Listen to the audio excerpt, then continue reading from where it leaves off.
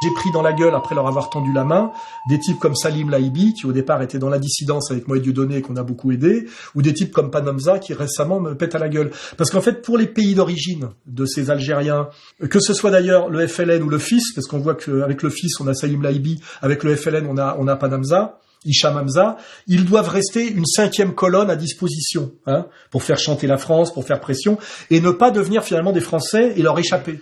J'ai des contrôles fiscaux permanents, j'ai touché 1 kilo de pistache, et en fait, tous les autres dissidents touchent du pognon de services étrangers et font allégeance à des puissances étrangères.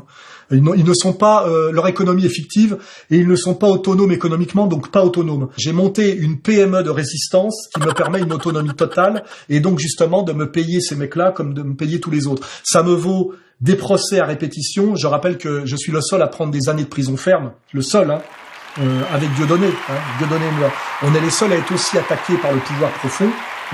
Et on se prend dans la gueule des persécutions infiniment supérieures à ce que subit le petit Panamza. Ils jouent la carte de la fracturation de la communauté nationale. Ils ne sont à aucun moment des patriotes français. Ce sont des agents de l'étranger et je les désigne comme ça et je leur parle comme ça. Et qu'ils n'oublient pas que quand ils m'attaquent en tant qu'agents étrangers et qu'ils ne font que démontrer qu'ils sont des agents étrangers. Et moi, ça ne me pose aucun problème. Je suis un patriote français qui tend la main à tous les patriotes français. Je ne suis pas là pour servir la soupe à des agents étrangers qui ont des officiers traitants qui leur disent comme message « Prends tout ce que tu peux d'égalité et réconciliation qui te donne une visibilité, mais ne leur rend jamais rien ». C'est pour ça qu'ils ont, quand on dialogue avec eux, une attitude aussi gênée, parce qu'en fait, ils ne sont pas décisionnaires de leurs décisions. Ils sont obligés d'en référer à leurs supérieurs qui, effectivement, leur disent « Prends sans donner ».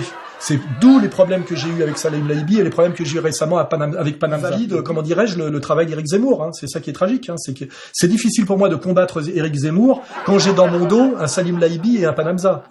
Voilà, comme ça là, je pense qu'au moins là que c'est clair quoi, qu'ils arrêtent d'essayer de m'emmerder en me traitant de fasciste ou de raciste. Tout ça, c'est des catégories qui vous ont été enseignées par Julien Drey et SOS Racisme. Donc c'est bon. Finalement, vous restez comment je dirais je l'ai dit quoi, des putes d'officine algérienne et des putes de Julien Drey quoi, voilà.